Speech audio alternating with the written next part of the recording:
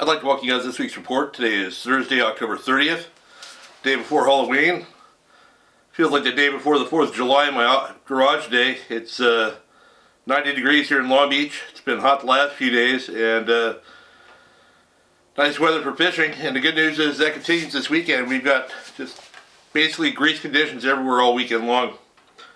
So hopefully that does not change. Before I get to my report, I did another interview at the end of this one. It's with Ricky, who owns Seal Beach Boat Works. Went over there to check on the status of the project boat for Atomic Gas Troop. And it's not quite ready yet because he has another surprise in store for them, and I will be talking about that more once he's ready to disclose it. But thank you guys for your contributions, and just know that that's still in the works. Got a lot of good information to share. Kind of an origin story. Just shows you there's different ways to go about life, and if you're a younger guy or somebody that's not completely happy with where you're at in life, I'd stay towards the end and give it a shot. So, heading up to the Channel Islands. I saw yesterday on social media that Aloha Spirit was struggling to get off the dock. Not enough people. They had a tank of live squid ready to go, and they finally got enough people and went. And this morning they had 8 white sea bass. So some of the page listen to those guys, and they're like, "Hey, get us off the dock, go!" And yeah, can't beat that. And I don't know if that's a one-off bite, or there's more to catch, but good to see that sign. There's also calico bass, sheephead, whitefish, rockfish, all that stuff biting up there. So it'll be a great weekend for private boaters as well. Good weather. Kind of going a little bit quick because it's hot as heck in here. Hey, down to Clemente. Still some yellows biting on the backside, not nearly as good as it was. Fury's been getting a few fish here and there. Those bites don't last forever. So the squid moves or dries up, and the yellowtail go back to whatever they're doing before the squid showed up. So they're a little tougher to catch because they're not congregated like that.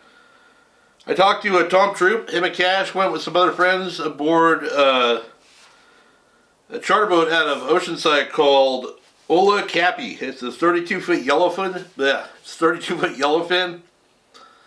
Beautiful boat. And they went to Clemente, might have been yesterday, and had really good fishing all day long. They basically fished on till dusk, or whenever they got there till dusk, and had good calico bass fishing on the backside. He said they fished from the west end all the way to the east, or vice versa, I don't remember. And good fishing on the outside of the kelp. A few times during the day they had bass up boiling for good action there, and then also caught some bass on a deeper structure, along with some nice sheephead, different stuff like that, all on hookup baits probably, knowing those guys. Yeah, I might be going over to Clemente this weekend. We'll see. I was supposed to go yesterday, but life got in the way, so we'll have to see how it goes this weekend. Anyway, heading into Catalina, I talked to Martin Stanley. He fished there two days in a row earlier, and fished the front side the first day. So it was good bass fishing on artificial lures, A-rigs, stuff like that, mostly really small ones. And he said there was just a ton of bonito all over the front side of the island. Big breeze with them. They're biting the A-rig, they're biting everything, and saw a few yellows that would follow in hook fish or lures but not biting. He said they were all smaller fish. On the second day he went to fish the boilers on the backside east end. He said he fished all the way from the V's to the Edison plant, all the way around on the front side of the east end, and had very slow fishing in the boiler zone. No current whatsoever. 68-degree water, everything looked good. It's just lack of conditions, which Catalina is known for. That's why I often call it the tragic pile. But yeah, it'll be a good weekend over there again.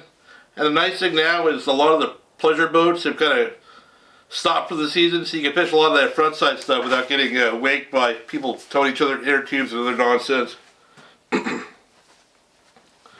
So locally, it's just basically rockfish right now. I'm sure there's bass biting, but no one's fishing for them. Or if they are fishing for them, they're not telling me about it.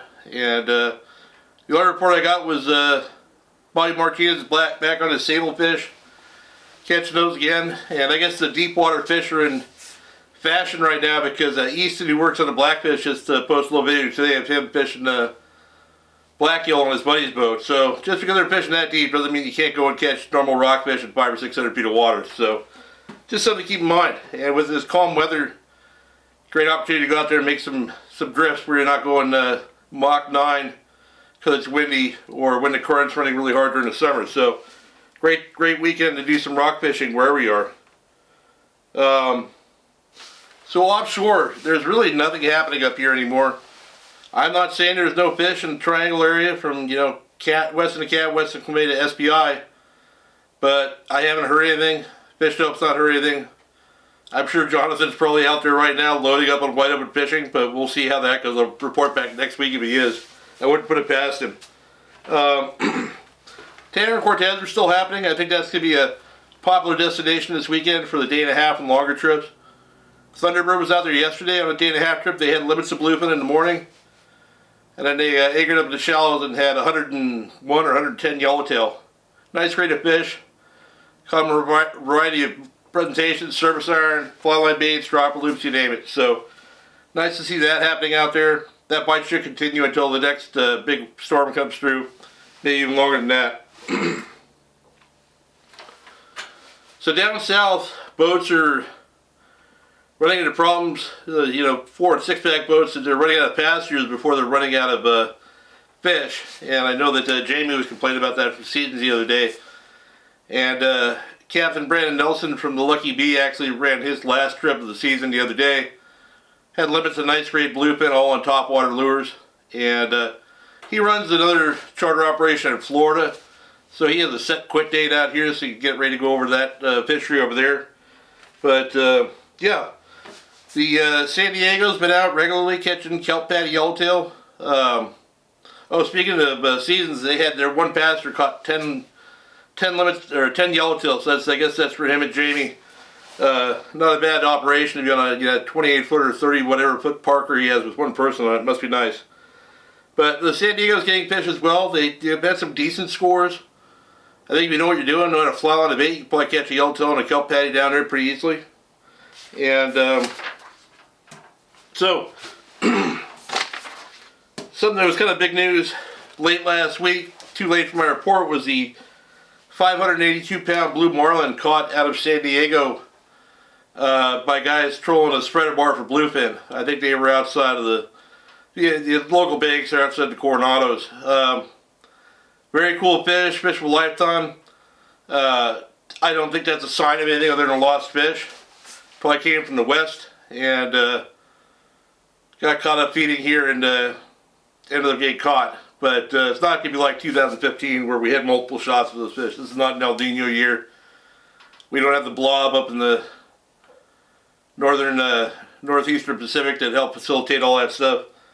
And it was a going away present. That fish ended up breaking the hoist at the San Diego Marlin Club and crashing it down onto the boat and doing some damage to the boat and actually injuring 2 of the people involved trying to get that fish off the boat. So thank God everybody's basically okay and the fish made it to the scales, and it'll make for a good story if nothing else. And I'm sure the insurance will cover whatever damage there was to the boat. So a while back I posted that picture of one of the half-day boats out of San Diego catching those big squid. I wouldn't call them giant squid, larger than normal. And figured that might be why the swordfish weren't really biting. And I heard in the last couple of days those fish are down biting. I guess that squid's gone. It's not so much that the swordfish are eating all the squid, it's that the squid are eating all your bait. So I know Jake Grip and his buddy on the Tuna Twins, they had 2 nice fish this week. I think they might have done another one last night. All big grade swordfish. A few other boats. I saw that Brandon Hayward, one of his captains, caught one yesterday as well. So looks like a good shot for swordfish right now. Not much happening up in the Orange County area right now, but there might be fish around. People just aren't catching them, or they might just not be around here right now. We don't really know enough about where they go and when they go. But there's still a shot. You know, if we're getting a deep drop this weekend, it might not be a bad idea. Even up here, but like anything else, I'm not going to do it. It's just a little bit too tedious and miserable for me, and I really don't want to catch that big of a fish anyway. But yeah, so I guess that's about it. So I'm going to share this little video with Ricky, and it's got a great story and some great advice for people who are looking to change their lives a bit. You know, it's about a 10-minute video. watch it all or don't. But I do want to tell you again, he's the guy that's helping us out with Tom and Cash Troops Boat, Seal Beach Boat Works. They're right in Alamitos Bay there, next to the Ballast Point Brewery. And if you need any boat work done, definitely hit him up. You got to help out those who help us out. And he definitely helps out Tom and Cash, went way over the top on what he should have been doing, or what he agreed to do. And they're going to be in for a big surprise when they get their boat back. And he also helped us out with CCA by donating a 100-hour service and some towboat memberships to our South LA fundraiser the other day. And I can't thank him enough for that. Alright, so I'm here with Ricky from Seal Beach Boat Works. I didn't even know your last name, Ricky. Burks. Burks? Burks. And you're the shop owner here. You're the guy that helped us out with the, you're still helping us out with the boat for Tom and Cash. We're going to come in and talk to you. You have kind of an interesting accent and obviously probably a backstory that might be worth sharing. Yeah, so I moved here when I was 16. My sister moved, her husband got work here, and my mom, I was 6 years old when she moved, and my mom was like, I'm never going to travel with a younger kid. Somehow, some way, the next year we came on vacation. We came 14 years, for 14 years, once a year, sometimes twice a year if we were lucky to do it. And eventually my mom got married to a guy that lived here. I lost my dad when I was 6, so she met a guy, super cool guy, and they got married, and he gave us the option. Do you guys want to stay in England, or do you want to move to America? And obviously I loved it here. I saw the potential for growth, and it was a cool place. Weather was great, people were nice, and so I graduated high school at 16, and the day after we packed up and we moved. So we moved to Arizona, opened a business there, realized Arizona was the last place I wanted to live. And so I talked to my sister, and my sister basically said, you can move in with us, but you got to get a job or go back to school. At 16, I couldn't go back to high school here. I already had a high school diploma, so it was going to community college. And obviously at 16, 17 years old at that point, I'm like the youngest person there. I'm like, this isn't a place for me. I ended up working on a scuba diving boat from there, and I was helping a diesel mechanic work on the boat, and he kept asking for tools and parts, and I passed them to him, and he went on to say he wanted an apprentice, and I said okay. And his name was Pat Murray. He used to own the Phantom Sport Fishing, and so I started working for him as a diesel mechanic at 17 years old. I worked on the Phantom many years ago. Yeah, it's a cool boat. We ended up redoing that whole boat from the ground up as well, and he was a cool guy. I learned a lot. Nice. How'd you get from there to here? From there, I decided that, after 5 or 6 years working for him, I was like, this is a lot of work. And I hurt my back, and, I moved on from him, and I went to go work into restaurants. And honestly, working in a restaurant was probably the best life decision I've ever made for myself. And I have a daughter now, and I told my wife, I'm like, she will work in a restaurant someday. To gain those skills, customer service, how to talk to people, how to basically work for your tips. It builds a lot in a person. I feel that you can't really get that anywhere else.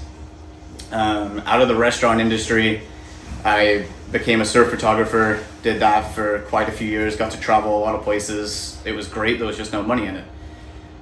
You're always fighting the next person for that photo, and that's back then the magazines were still popular, and you could make a good amount of money by selling photos to magazines. Once social media came around, that kind of stopped, and then at that point it became a hobby. I was like, I'm not going to make this a business anymore. From there, my best friend Mike, he was working for the towboat company, Towboat US Long Beach, and he called me up one day and said, I got a pretty cool job if you want to come and check it out. And I went down to work for him, and I worked there for 2 weeks, and he said, so what do you think? You want to make this a permanent job? And I said, yeah, let's do it. So I'm still technically working there. I help him out when he needs help. But from there, I met a lot of people in the industry, a lot of people in the fishing industry, towed, I won't say names, but quite a few, big name people. And then this place came around. It was, we brought our boats here from day one to get serviced. And the owner of the shop at the time, he had fired his office guy, and he said, I know you're on call. He said, in between calls, can you come and help us out with some paperwork? I said, sure. And so I did that for probably a year and a half, almost 2 years. And you know, he said, I'm kind of done with the shop. You've been here, you know the shop now. Do you want to buy it? There was a lot of negotiation going on, and we figured out pricing and all that kind of stuff. And so I took over the shop, and you know, I basically brought everything that I learned in the restaurant industry, customer service, keeping people updated on a daily basis, sending photos. No one's ever in the dark about what's going on. So yeah, we started here, and we changed a lot of things around, and it's now, honestly, I'm so grateful for how busy we actually are. You know, and when I first took over the shop, with any business you have ups and downs. You know, I'm not one to hide it. We got into a lawsuit, and it was kind of a bogus thing, but it's a part of business, and you know, we moved on from it and just started growing as much as we can. Now, so how long have you had the shop? It's probably, I would say, coming up to 2 years. That's awesome. And you know, one of the reasons I'm interviewing you, you helped out with the CCA South LA chapter. I'm covering people that kind of involved with that, and I want to thank you directly for Absolutely. doing that. Could you tell me a little bit about the stuff that people can have done here, or the stuff that you do offsite for boats or things like that? Can you define that question a little bit?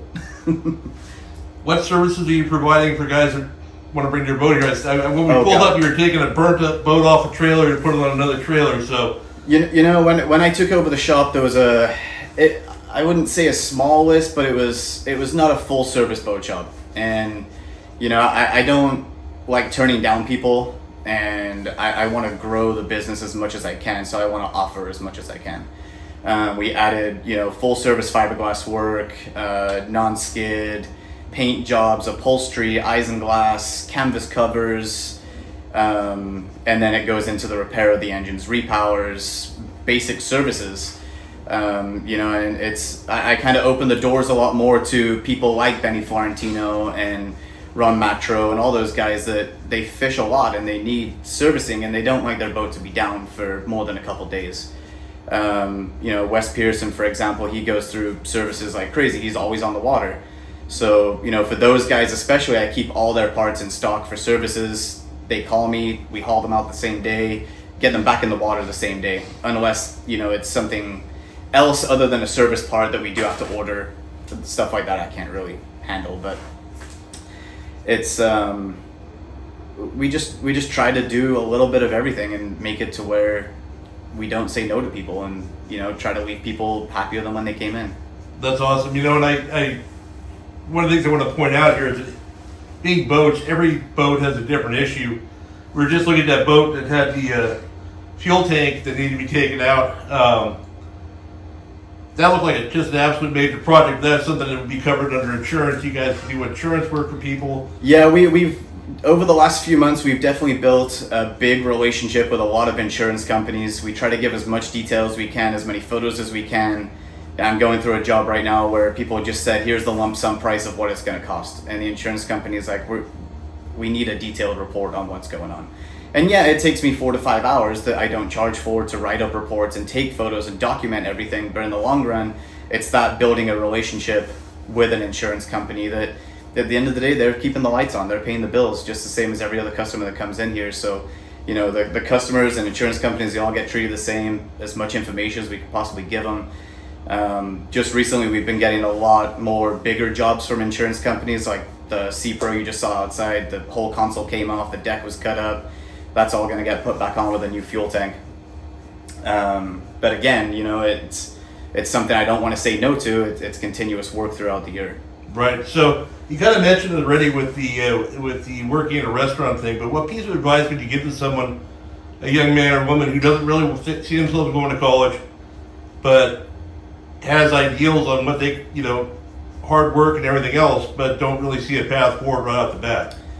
I would say just keep your head down and keep going for it. It's all about your work ethic, and if you have good work ethic, someone's going to see that in you. And if you continue to show up on time and you want to work and you keep your head down, it's like the guys I have now. You know, Riley that works for me, even if I don't have something for him to do, his head's down, he's cleaning tools and toolboxes, he's sweeping the yard, he's doing something. And that's all I ask of the guys, you know, is just keep busy even when we don't have a job that you're doing or waiting on parts. Just find something to do, you know, don't sit there on your phone. It's, yeah, I would just say just keep your head down, work hard, and see where it takes you. And if you have a passion and a career path that you want to go down, find a way to get there. And if you can't find your way to get there, find someone that's already doing it. Ask for advice. You know, I have people that come in here all the time. They want to be a mechanic. They want to work on boats. I'll sit down with people and talk for 2 hours.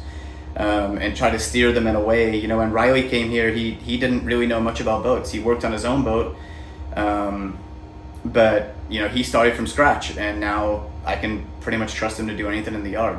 You know, he's willing to learn, he's willing to listen, and you know, I'd say that to anybody. Just take as much advice and be a sponge. Absorb as much as you possibly can. All right, well that's awesome. I appreciate it. How can people get a hold of you? Boat service. Social media, Instagram, direct messages, or you can give us a call at any time. The cell phone number is 562-784-2699. All right, well thank you, Ricky. That was a great interview. Absolutely, thank you. So there you go, guys. That's about it. I hope you guys have a great weekend and good luck if you fish.